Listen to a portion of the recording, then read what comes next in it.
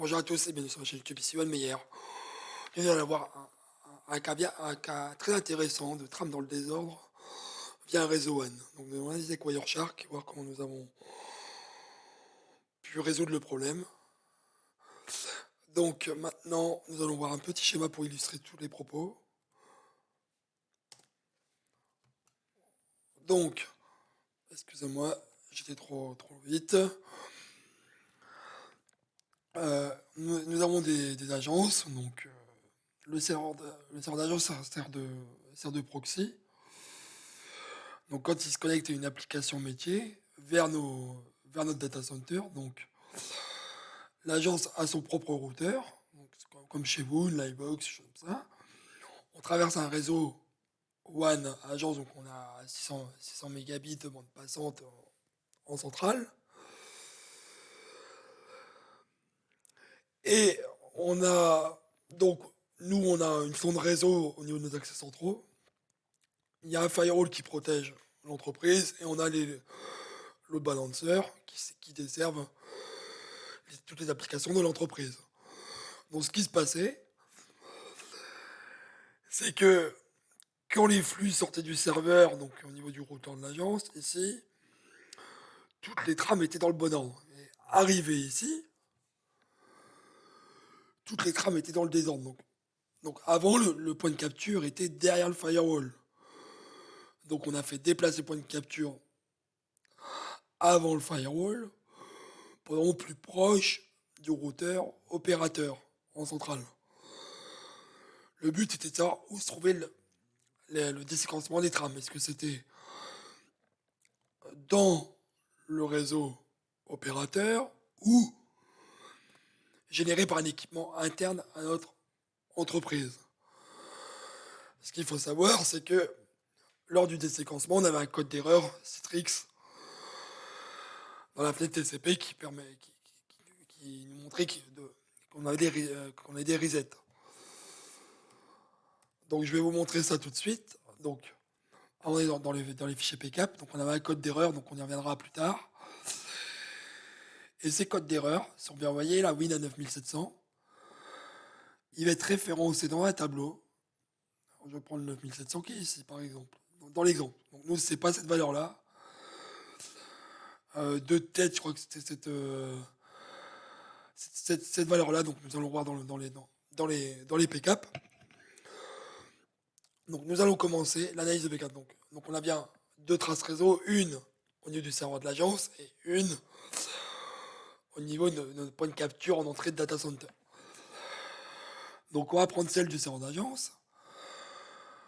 Donc on voit qu'on a une connexion. Alors, les paquets ont été coupés avec transpondeur, on verra pas la requête HTTP, parce que c'est des données confidentielles de l'entreprise. Donc on a le signal de la connexion TCP, on a la requête POST qui se trouve ici. Ce qu'on peut noter, c'est que l'offload est activé sur le serveur, donc on y reviendra plus tard, donc c'est des paquets à plus de 1500 octets, donc là on a 2436 octets. Et cela a une importance dans l'analyse de la capture en entrée de data center. Ensuite, on continue dans les données et là, on reçoit un reset de la part du load balancer. Donc, on va aller voir la fenêtre TCP. Parce que là, comme on a vu, comme on voit là dans les signes SYNAC, il y a le Windows Scaling activé. Donc là, c'est la fenêtre avec la valeur Windows Scaling. Donc, ce qui va nous intéresser, c'est la fenêtre du standard. Donc, on va aller dans TCP.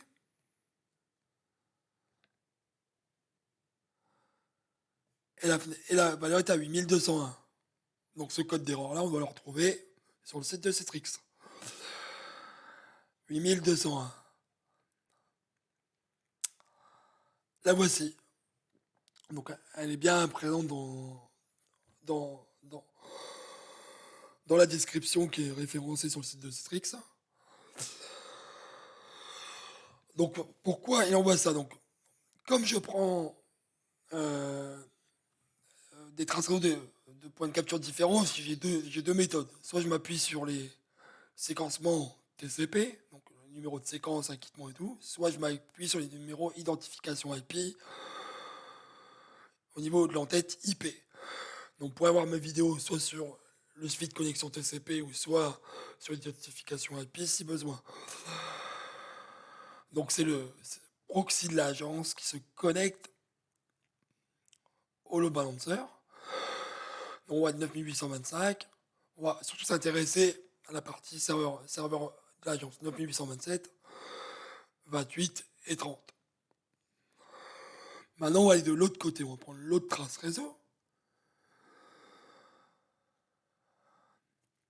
Donc là, on va avoir deux différences majeures. On va avoir un paquet en plus. Donc là, on en a 8.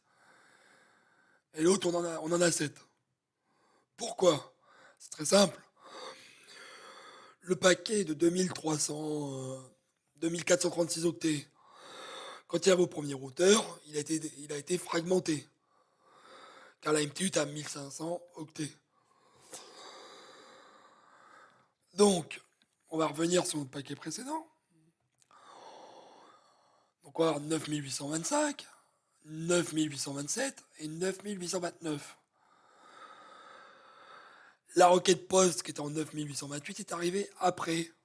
Si on reprend la première trace, elle arrive en premier, elle était partie en premier, ce qui est normal. Donc c'est-à-dire que les données sont arrivées avant la requête post. Donc lui, le load balancer, les données, ça, il ne sait pas d'où ça vient, donc il rejette la connexion. Il fait un reset, et il met un message d'erreur. Car c'est pas le rôle de load balancer de remettre tous les paquets dans le bon ordre. Un load balancer va recevoir énormément de demandes à la minute, c'est impressionnant. Moi, pour donner une ordre d'idée, sur nos load balancer internes, une trace de 10 secondes, j'ai peut-être 1 million de paquets. Ce qui est assez impressionnant. Donc, on voit bien qu'on a un déséquencement des paquets en entrée de notre data center, si vous vous souvenez du schéma. Si vous vous souvenez du schéma qui est ici, excusez-moi, je vais vous le représenter. En arrivé ici, les trames sont déséquencées. En fait, ce qui s'est passé, c'est que là, on a une MTU à 1500 de ce côté-là, mais de ce côté-là, du côté routeur de l'agence, on a une MTU à 1300 octets. Parce que c'est le protocole qui est utilisé pour la partie WAN, PPP, point-to-point, et là tu configures une MSS. Donc c'est chez le réseau opérateur, donc l'opérateur a fait des modifications pour qu'on n'ait plus cette problématique-là. On a mis énormément de temps à trouver le problème, hein. Ça a pris plus d'1 an. Parce qu'il fallait redéplacer les points de capture, ça coupait. Quand on déplace des points de capture des tapes, donc comme on voit dans le schéma, ça nécessite une coupure de lien, donc une rupture de service pour les utilisateurs. Donc voilà, j'espère que cette petite vidéo vous a plu. Je vous mettrai en description le lien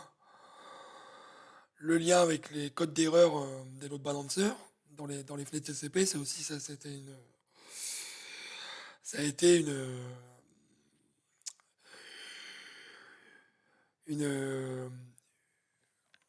ça a été on va dire compliqué de trouver que des codes d'erreur. Ça a été une surprise plutôt de voir que des codes d'erreur se trouvaient dans des fenêtres TCP. Donc ça, c'est un collègue qui l'a trouvé, hein, ce n'est pas moi. On a été plusieurs à travailler sur le sujet. Donc voilà, c'est fini pour aujourd'hui. Je vous souhaite une bonne journée. Je vous dis à bientôt pour une nouvelle vidéo.